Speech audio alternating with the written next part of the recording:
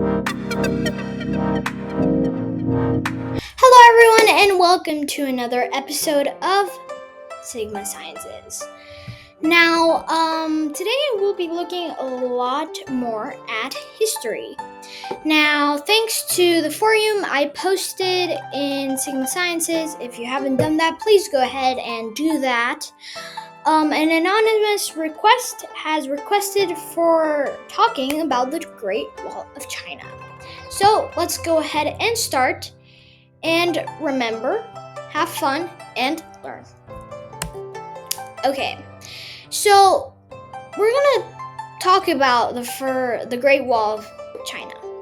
Well, first, it wasn't as majestic and as big as we see it. If you look at the map, you'll see lots of different colors scattered everywhere. What are those? Those are tiny little segments of the wall. Now, why did they use the wall? Why did they create different segments of walls? Let me answer that. Well, they started creating them since the 7th century BCE, and they were as simple as just mounds of dirt and dust. And they created them for protection with provinces and from northern tribes. So before China was China, they were different, let's say, provinces or regions with different emperors and stuff like that, and they did not like each other. So they oftenly built some walls or barriers to keep each other out. Now, northern tribes also do affect because they didn't want those nomads, like, let's say, Mongolians and people up in the north to get to China. Okay, so we're going to start with the Qin dynasty. In the Qin dynasty, our emperor was Qin Shi Huang, and it was in 221 BCE that he united China. So as you can see in the first map, we can see the warring states of China.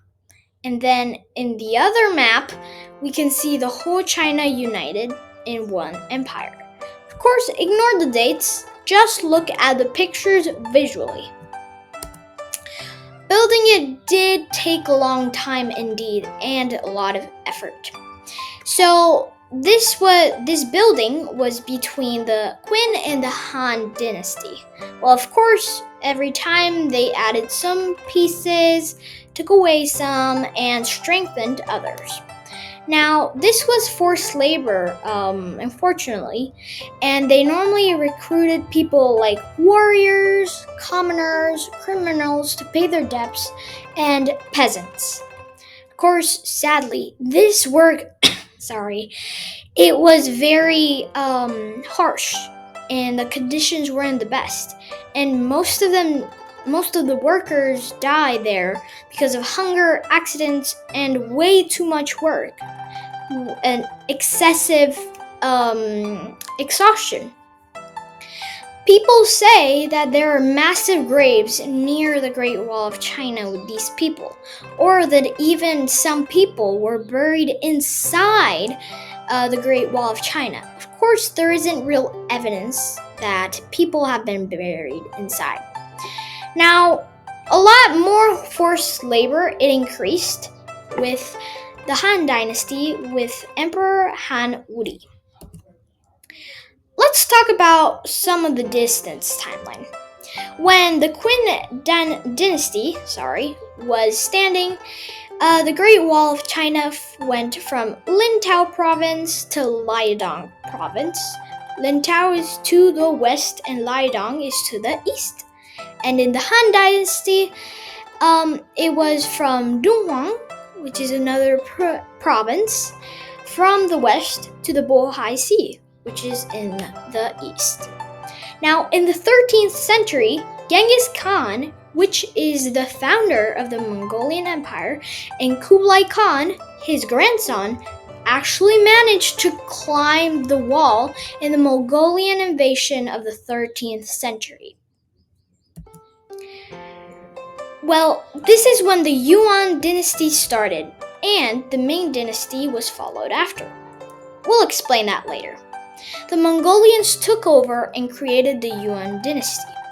After the Chinese that lived there regained control, the Ming, little spelling mistake there, Ming Dynasty was born. Now, in 1368, when it was born, the Chinese people dedicated to strengthening the wall. And, well, because at first it was only dust, then, yeah, they put some bricks, but they worked on strengthening even more. And it resulted in a height of 23 feet and 21 feet wide. Now, the structure of this Wall of China is that if you see, there are some walls in those towers, and those were for cannons or large stones. And also, you might see it has a castle aspect because it has blocks and then a space, block, space, block, space on the surface. Now, that was for the warriors to shoot their arrows at enemies. And they also had towers where they could communicate with their soldiers and watch what was happening. In 1644, the northern Manchu clans overthrew the Ming Dynasty. They finally got past the Great Wall of China once again. Now, it wasn't only the Manchu clans, it was also with the help of the Mongolian people.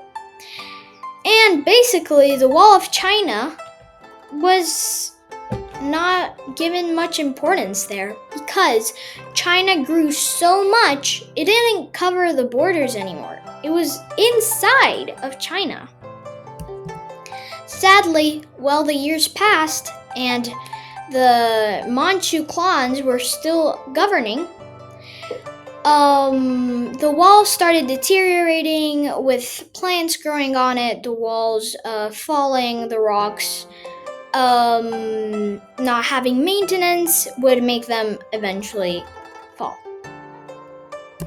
Now, of course, now the Great Wall of China served some different purposes.